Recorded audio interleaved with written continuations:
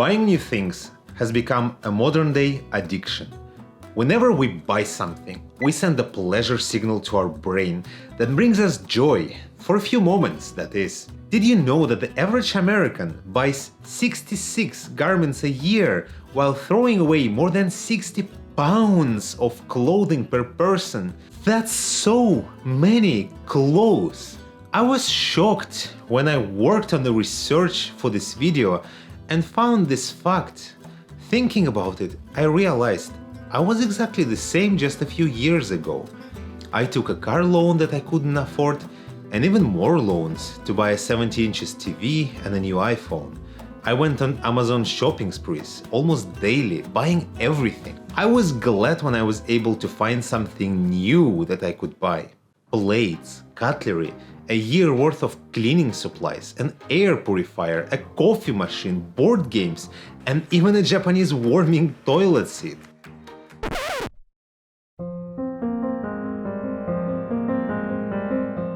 I couldn't go on like that forever. I was in debt, I kept spending more than I earned, my house became a mess, and so did my life.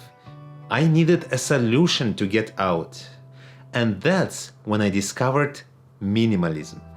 Embracing the minimalist approach and letting go of unnecessary stuff changed my life by transforming me from a compulsive spender to someone who can find other ways to enjoy life, someone happier. Maybe it can do the same for you. When I heard the word minimalism, I thought of an empty apartment with everything in white and gray, and a sad wardrobe consisting only of duplicates of the same items in the same gray. Actually, I had an example. My friend who sleeps on the floor doesn't have any chairs, so when I come over we just, sit on the floor. And when he made us tea, my eyes nearly popped out of my head, seeing that he's using the same pot for making pasta and boiling water for the tea.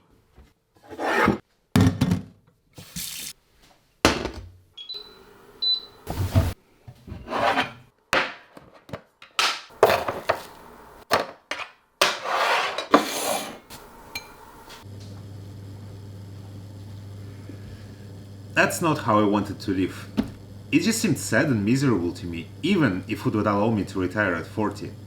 I wanted my sofa, my chair, and make my tea in the kettle.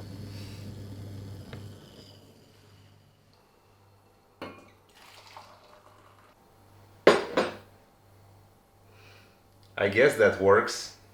The ancient Greek philosopher Diogenes took simple living to the extreme and lived in an old wine barrel, having only one cup and nothing else. When seeing a child drinking from his hands, Diogenes threw away his cup and remarked, "A child has beaten me in plainness of living." However, I have found that luckily for us, regular people, you don't have to be like my friend or Diogenes to improve your life. So, if minimalism is not depriving yourself of everything, then what is it? It's typical to take a cookie-cutter approach to minimalism. Declutter every 6 months, keep 30 items wardrobe, no more than 2 plates in the kitchen, and no color allowed anywhere in the house. Follow a recipe to get you a shortcut to success and happiness.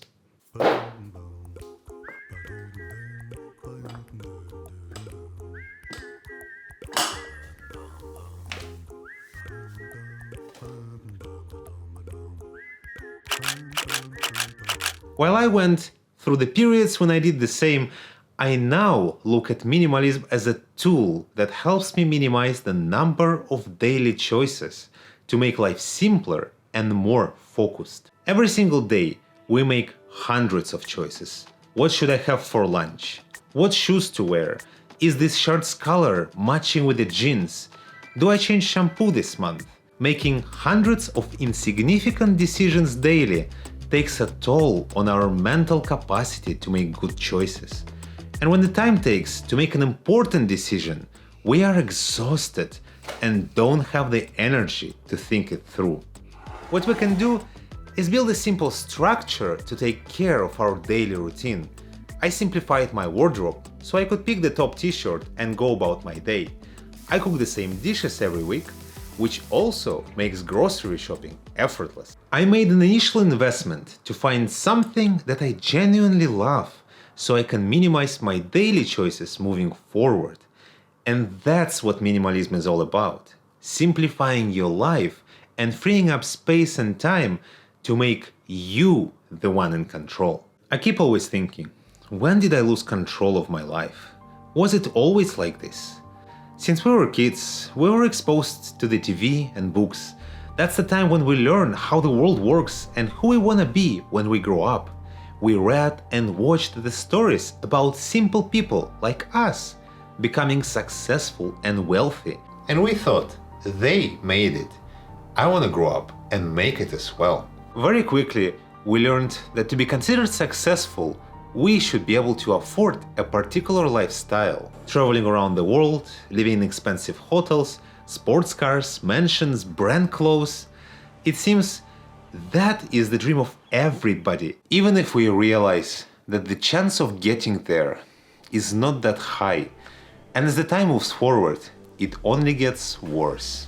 If before it was only the media and advertisement, we could still think that they are rich and we are just regular people, we could draw a line of separation. But with social media becoming our lives, it's hard to tell the difference anymore. We compare ourselves to everybody. Nowadays, people easily have 500 or 1,000 connections on their social networks.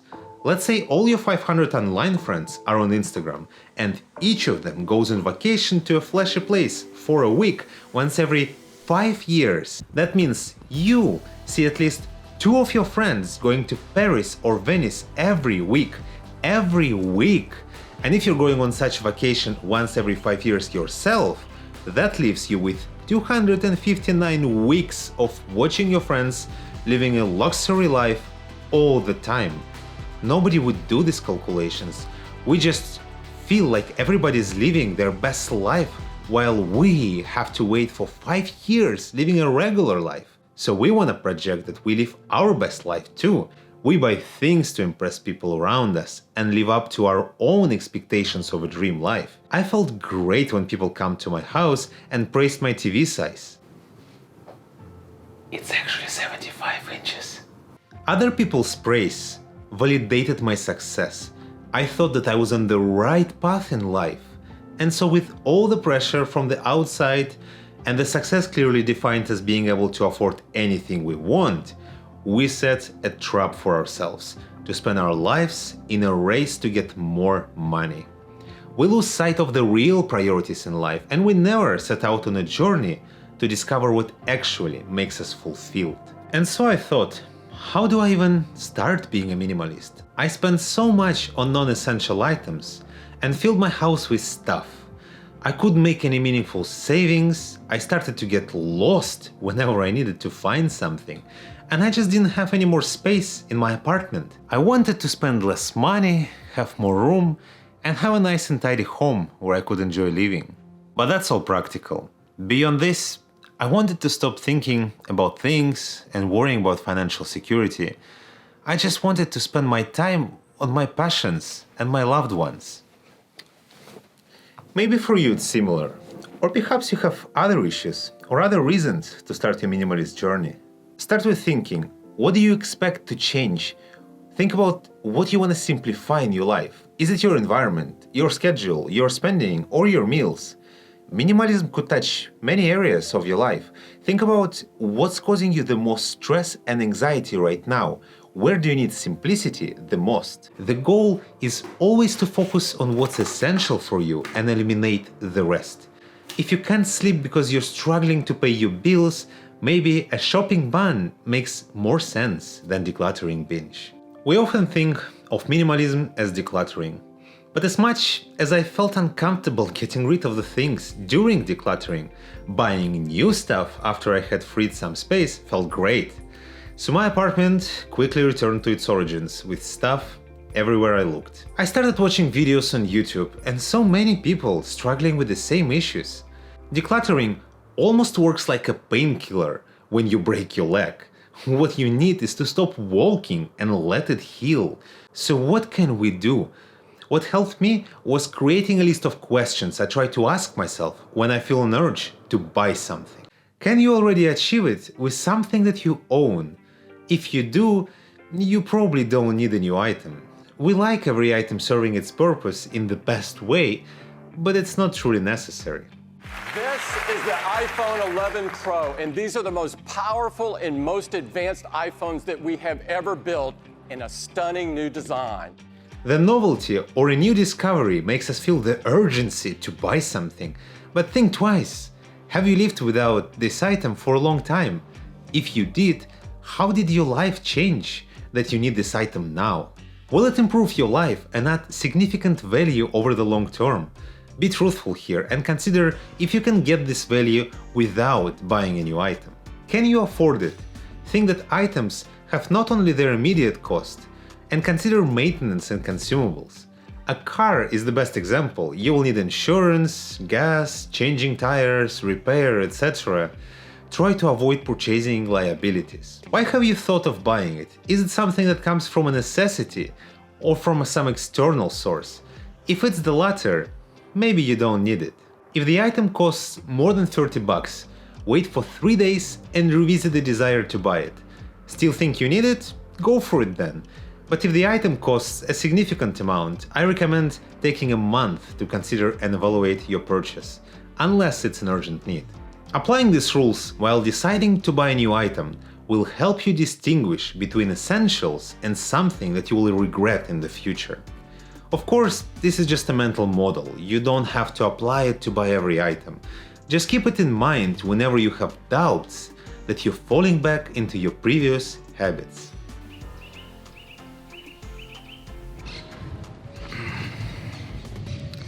It wasn't easy when I first started with minimalism. As I stumbled through the issues and fallbacks, I thought it was all BS, and everyone was talking about it just because it was trendy. But as time passed, I actually started to enjoy my new lifestyle. I repaid my loans, I was able to save some money, and I stopped worrying about things so much. At first I was wondering, am I a minimalist now? When can I call myself one? After a month? Or a year? How long do I need to wait?